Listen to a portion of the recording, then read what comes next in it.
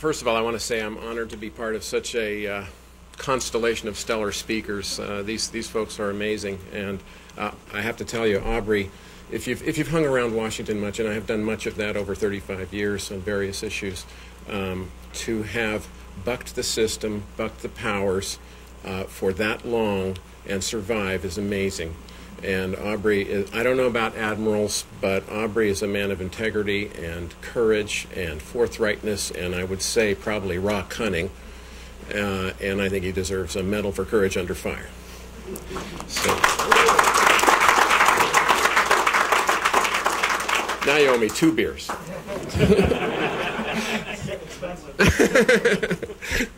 So by the way, I'm going to stick a little bit more closely to my prepared statement than I usually do in my usual rants because of the implications of what I'm talking about here. So I'm going to talk about our product testing project, which has been going on for near on to a little over a year, 18 months actually, I think. First of all, the legal and regulatory environment in the United States continues to allow commercial and industrial products to contain asbestos. Regulations instituted by the United States Environmental Protection Agency, or EPA, and the Occupational Safety and Health Administration, or OSHA, allow the presence of asbestos in bulk construction materials and drinking water, and also exposure of workers to airborne fibers. State laws vary in certain ways, such as requirements for product labeling and notification to building occupants. All in all, these restrictions offer little protection to individual Americans from exposure to asbestos. Public awareness of the continuing health threat from asbestos exposure is woefully lacking. The news media generally treat the entire topic as old news. The public generally believes that asbestos was banned in the 1970s. The advocacy, I met an asbestos lobbyist who believed it was banned in the 1970s. The advocacy community generally believes that some 3,000 asbestos-containing products are on the market related to the construction and automotive industries. Such nonspecific and conflicting information offers little guidance to reduce the threat. This combination of limited regulation and limited awareness poses the potential for unreported asbestos content and contamination in everyday products and on American store shelves. So in response to this concern, this project was undertaken to develop and publicize trustworthy data on the presence of asbestos in products in America's domestic and export markets. The initial focus is on a broad range of products used for ordinary purposes in households, especially by homemakers and children. The results are being made available with scientific integrity and openness to the media, research institutions, consumer advocacy organizations, and government agencies. To perform the testing, ADAO engaged the Scientific Analytical Institute, Incorporated, SAI, a privately owned independent testing laboratory. ADAO and SAI identified broad categories of suspect products for investigation. To ensure that our results would be scientifically valid, ADAO convened its Scientific Advisory Board to establish technical rules for the test program. To simplify outside review and acceptance of our results, the project is applying the U.S. EPA's standard test method for determining the asbestos content of bulk building materials. The samples are examined by a combination of polarized light microscopy and transmission electron microscopy. Polarized light microscopes are the type that a person looks through to see a magnified image of an object. Transmission electron microscopes use high-energy electrons instead of light to produce detailed images of objects at the atomic level. 2 additional independent laboratories have been engaged to verify SAI's findings of asbestos content, and the project rules require confirmation of results by all 3 labs before they're published. The other 2 labs are MVA Scientific Consultants and Bureau Veritas North America. In the first phase of the project, we tested over 250 different suspect products. They came from a broad range of categories, including food, drugs, toiletries, cosmetics, hardware, cleansers, garden products, and children's toys. Among these, SAI identified asbestos in various forms and concentrations in 18 different products. Of these, 8 were confirmed by either of the second labs, and 5 of these were confirmed by all 3.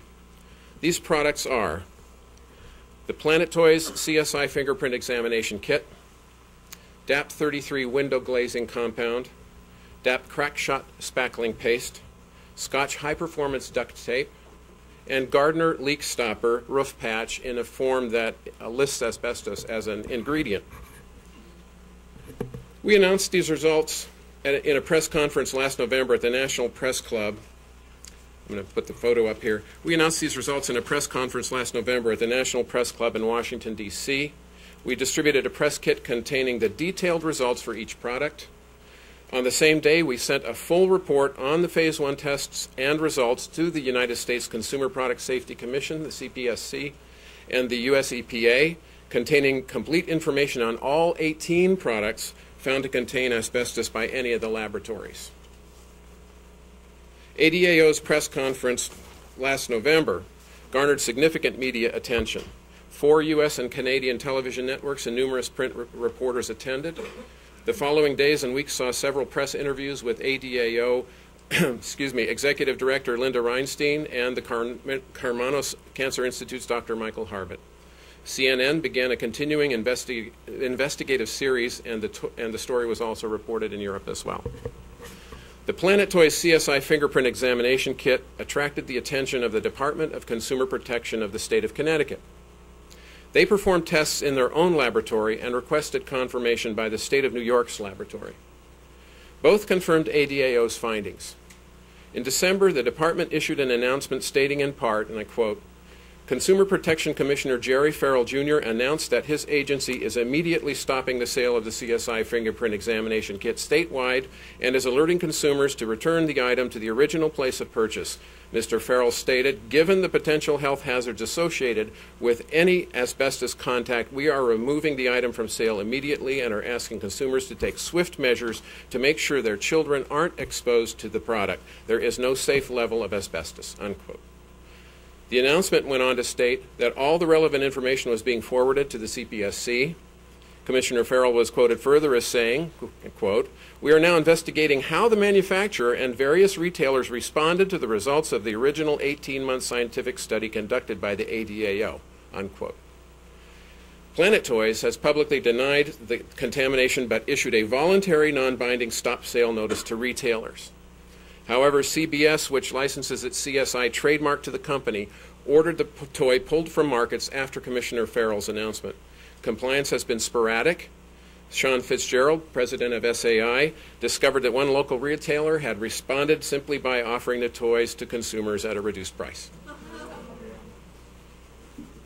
For a few pennies more.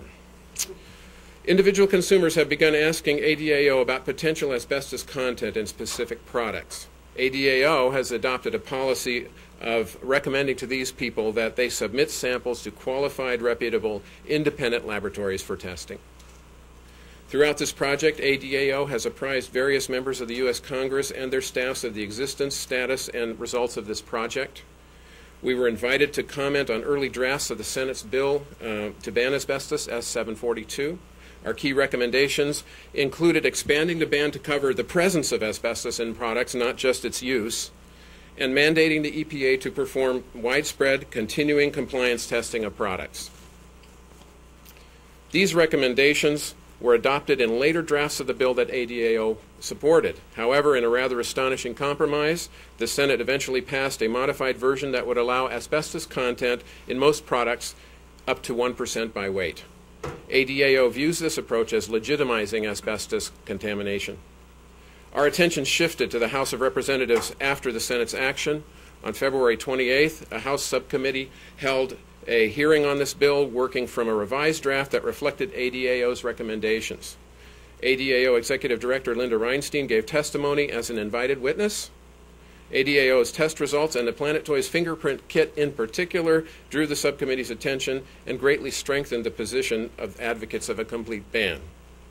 The subcommittee also noted that as of that date, neither the CPSC nor the EPA had responded to ADAO's project report. These public, corporate, and governmental reactions to our test results strongly support the premise of this project. The fact that asbestos is still legal in the U.S. does not cause public outrage or even excessive concern. But actually revealing the presence of asbestos in everyday products may very well do so. In our view, this potential has demonstrated the value of this work. In closing, I wish to acknowledge the indispensable contributions of the people listed here to the success of this project. Thank you.